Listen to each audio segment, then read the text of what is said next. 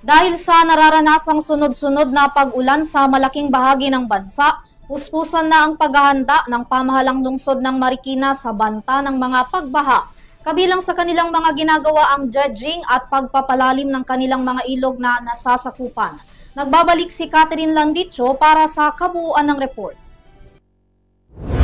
Mas pinaigting at hindi nagiging kampante itong malinaw na direktiba ng pamahalang lungsod ng Marikina sa pagsisimula ng panahon ng tag-ulan upang maagapan ang banta ng pagbaha sa lungsod. Bilang bahagi ng pagtutok sa disaster preparedness, unang binisita ni Marikina City Mayor Maan Teodoro ang Local Disaster Risk Reduction and Management Office upang personal na alamin ang mga kasalukuyang hakbang at posibleng mga karagdagang estratehiya para sa pagharap sa mga sakuna partikular sa pagbaha. Bukod dito, sinuri rin ng alkalde ang kalagayan ng mga pasilidad sa lungsod upang matukoy kung may kailangang i-upgrade o ayusin bilang bahagi ng kanilang paghahanda. Very resilient when it comes to storms, typhoons. Alam na namin kung ano yung gagawin. Pero of course, kailangan tinitingnan pa rin namin kung handa na ba yung aming mga equipment.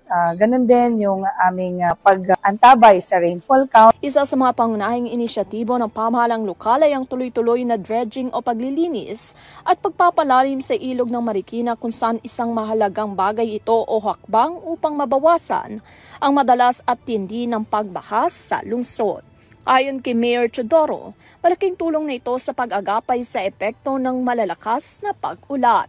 Ani pa Teodoro na sa ganitong mga sakuna ang mahalaga ay magbigay ng serbisyong nararapat at maaga para sa mga residente ng lungsod. Patuloy din daw o patuloy ang panawagan ng lokal na pamahalaan sa pakikiisa ng mga mamamayan sa mga programa at kampanyang kontrabaha kasabay ng paalala na ang kaligtasan ng bawat isa ay responsibilidad ng lahat.